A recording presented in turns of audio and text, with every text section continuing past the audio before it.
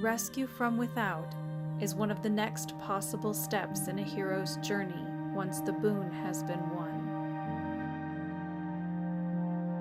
In mythology, the bliss of the infinite slumber is not easy to give up, and as is the case with Clark, the hero may require assistance from the ordinary world.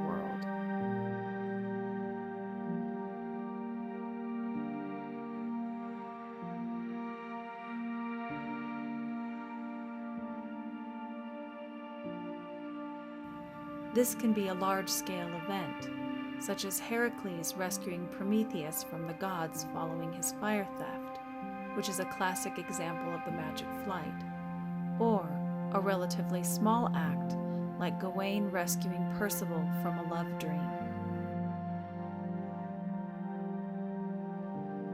Well, it happens that the king's hawkers lose a hawk.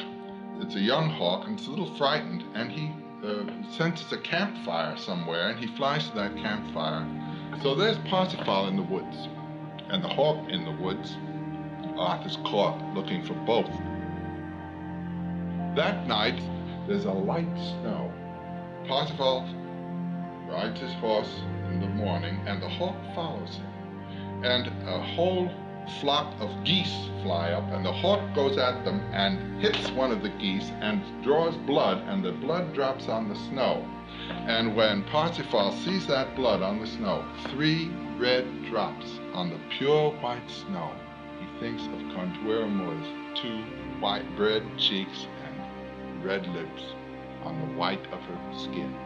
And fascinated in the dream of Contueramo's, he stands there on his horse, looking at the snow. And this is when dawn comes in the camp of King Arthur. And one of the pages looks out, and he sees this knight on a horse there, gazing at the snow. And this youth rides out full tilt at the knight. Well, the knight's horse, he knows his business. When this knight is approaching, the horse turns to charge him, and the vision being broken, Parsifal comes to, holds his lance, boom, the young knight's on the ground, sprawling, and the horse turns back, and Parsifal's back looking at the snow.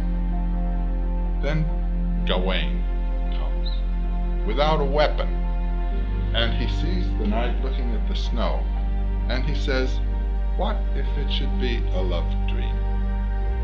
So he just takes a light scarf and tosses it gently between the eyes and the vision.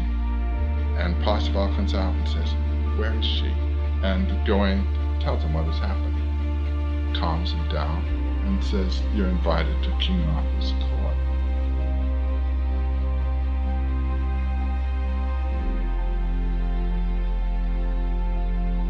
This motif isn't just confined to the world of myth, but can also be found in the heroism of everyday life.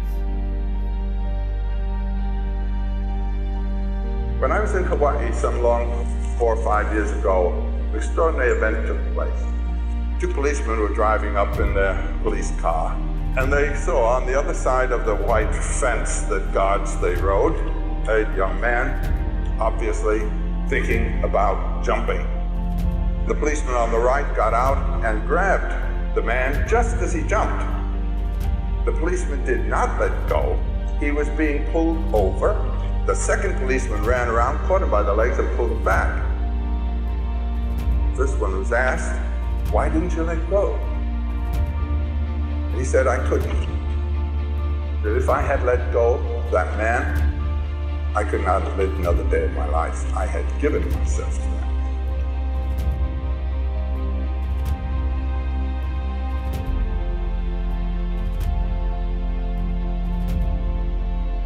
The rescue can either be successful with our hero returning, or as is the case of King Muchukunda, who wanted to remain in permanent repose in the special world, there could be a refusal of the return, and the disturbers could receive an ugly shock.